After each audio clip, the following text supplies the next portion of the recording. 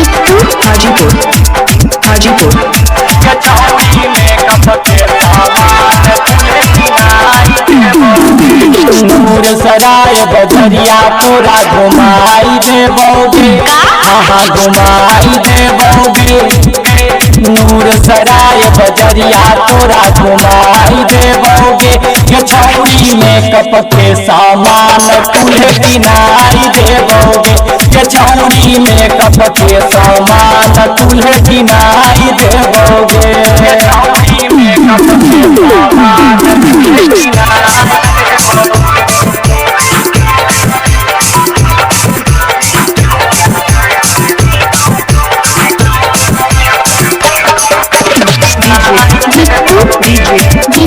हाजीपुर हाजीपुर कचौड़ी में कप के सामान तुले किनाई देबोगे मुँह वाले पाउडर तोरा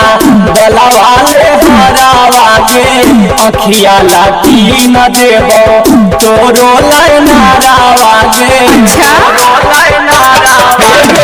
मुँह वाले पाउडर तोरा गला वाले हरावागे अखिया लाठी न देबो तोरो लाइनारावागे सोनावा के न दुनिया हम गढ़ाई देबोगे हाँ गढ़ाई देबोगे सोनावा के न दुनिया तोरा गढ़ाई देबोगे कचौड़ी में कप के सामान तुले किनाई देबोगे कचौड़ी में कप के सामान तुले किनाई देबोगे कचौड़ी में कप के सामान तुले किनाई देबोगे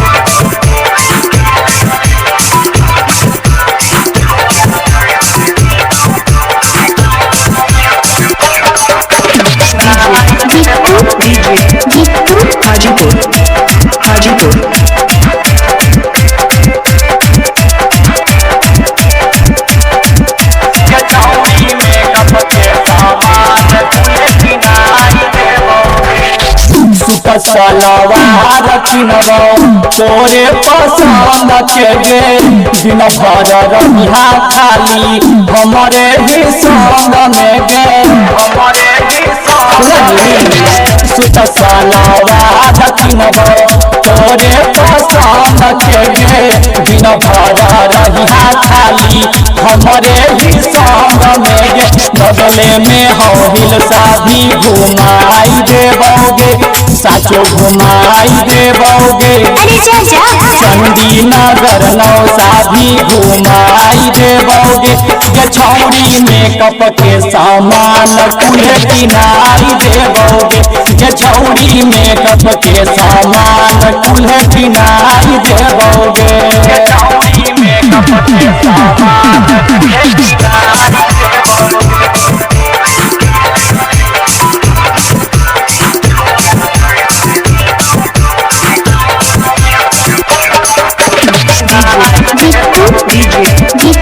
हाजीपुर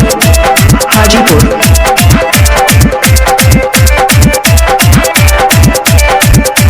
कचौड़ी में कप के सामान तुले किनाई देबोगे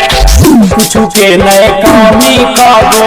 होबे देबै तोरा गे बुझी है नए ऐसन वैसन हियै निमन तोरा गे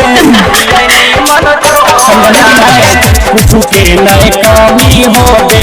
देबै कबो तोरा गे बुझी है नए ऐसन वैसन हियै निमन छोरा गे मुकेश मुस्कान गए करो से मिलाई देबोगे हाँ मिलाई देबोगे तोरा सूरज राज सिंधु से मिलाई देबोगे कचौड़ी में कप के सामान तुले किनाई देबोगे कचौड़ी में कप के सामान तुले किनाई देबोगे।